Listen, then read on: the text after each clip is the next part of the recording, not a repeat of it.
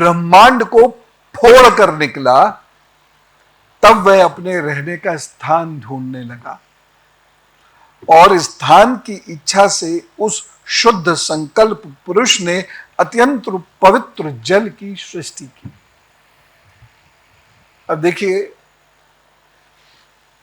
अकर्मण्यता को एक करारा उत्तर मिल रहा है। उसको अपने रहने का स्थान चाहिए था, उस शुद्ध पुरुष ने अपने रहने का स्थान स्वयं बनाया, यानी जल की उत्पत्ति की। जल आया, धरती पर जल आया। अब आपने जो फिजिक्स पढ़ी है या डार्विन थ्योरी पढ़ी है या evolution of earth and species पढ़े हैं, उसे कंपेयर करते जाना, ठीक। विराट पुरुष नर से उत्पन्न होने के कारण ही जल का नाम पड़ा नार, और उसने उत्पन्न किए हुए नार में वह पुरुष 1000 वर्षों तक रहा। अब जब आप इवोल्यूशन ऑफ अर्थ पढ़ेंगे तो जो पानी से ठीक पहले की अर्थ की अवस्था है वो लगभग इतनी ही है, और उसके बाद जो अर्थ में जब पानी आया, मेघ बरसे, पानी आया, पानी जो रहा, और पानी के फिर आगे बढ़ने की या वाष्पित होने की जो अवस्था है वो भी लगभग यही निकलेगा। ये 1000 वर्ष आप वेस्टर्न मेथड से मत काउंट कीजिएगा, सब मिलेगा आगे। वह पुरुष 1000 वर्षों तक रहा, इसीलिए उसका नाम हुआ, बोलो, नारायण। इसीलिए नार से नारायण, जल में रहने के कारण नारायण। और ये मैं नहीं कह रहा, श्रीमद् भागवत पुराण कह रही है। ये तो मैं ये बताना इसलिए बीच बीच में जरूरी है। ये तो कोई कहेगा लियो ये तो अपने मन से नारायण, नारायण तो वहां से आए वहां से आए, ये किया वो किया, ऐसे पहने थे वैसे पहने थे। श्रीमद् भागवत पुराण क्या कह रही है?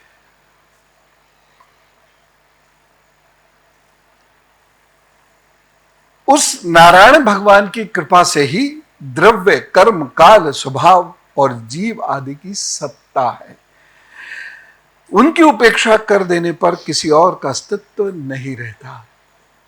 इसलिए आपके भीतर जो नारायण है, पहले आपके भीतर यत्त पिंडे तत्त ब्रह्मांडे, तो जितना जल पृथ्वी पर चाहिए उतना ही जल शरीर में चाहिए,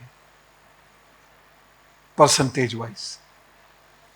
ये अंडरस्टूड था वैसे, लेकिन फिर भी मैंने बता दिया। मैंने कहा कि 7 समुंदर शरीर में 70% of the earth is water and 70% water should remain within the body. जब ये कम होगा घबराहट होगी।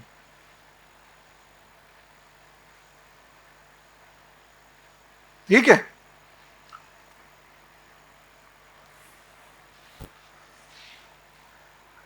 और जब जल है तो वहीं पर एक स्थान विशेष है जिसकी मैं चर्चा अभी नहीं करूंगा। उसके लिए परिपक्वता चाहिए थोड़ी सी, मुझे नहीं पता कौन उतना परिपक्व है कौन नहीं, उस साधना से ही आएगा। वहीं से आपके भीतर भी नारायण जागृत होता है।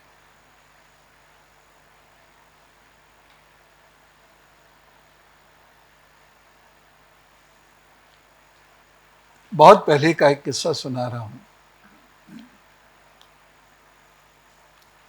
एक व्यक्ति जिनको मैं जानता हूं, जो वास्तव में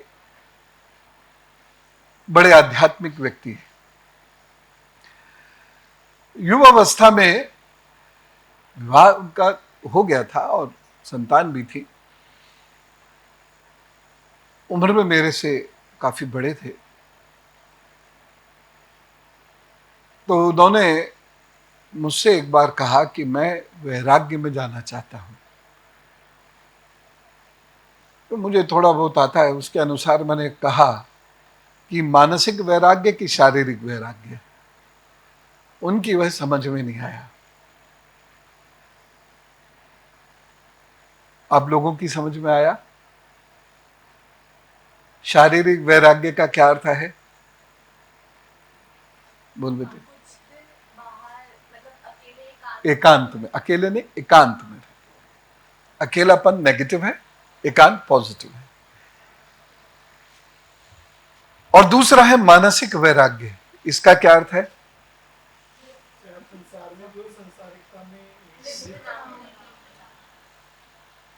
वो नहीं समझे, आपकी तरह विद्वान नहीं थे। कुछ महीने के बाद जब उन्होंने अध्ययन आदि किया तो उनको समझ में आया, तो वो आए और मुझसे बोलते हैं, शारीरिक वैराग्य से कुछ हासिल होगा?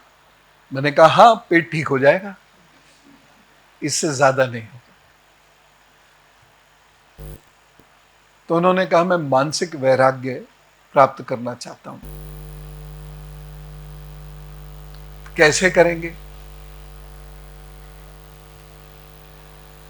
मैंने कहा मानसिक वैराग्य क्यों प्राप्त करना चाहते हैं, कैसे करेंगे, उस पर निर्भर करेगा।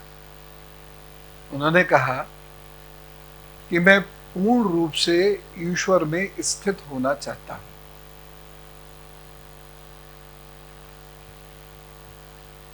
मैंने कहा वो कैसे करेंगे? बोले या तो मैं इतना अभ्यास करूं गृहस्थ में रह के, वो संभव नहीं है, मैं गृहस्थ छोड़ना चाहता हूं। छोड़ दूं क्या? मैंने जो उस वक्त में उत्तर दिया उसे सुनकर आप लोग डरना मत। मैंने उन्हें भगवान बुद्ध की कथा सुनाई।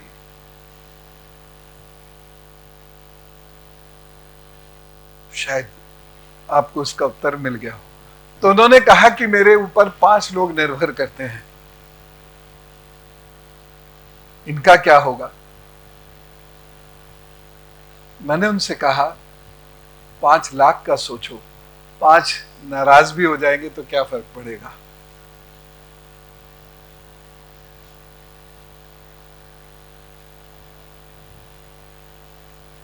उस वक्त, क्योंकि ये छोटे निर्णय नहीं, ये बहुत बड़े निर्णय होते हैं, 1.5 साल लगा उनको ये निर्णय लेने में। और फिर उन्होंने जो निर्णय लिया, 5 लाख के लिए 5 लोगों की नाराजगी ली।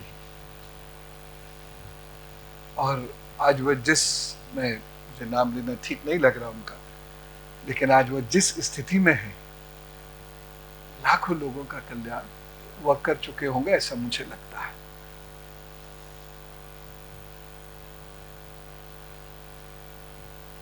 कठोर निर्णय कभी कभी जीवन में लेने पड़ते हैं।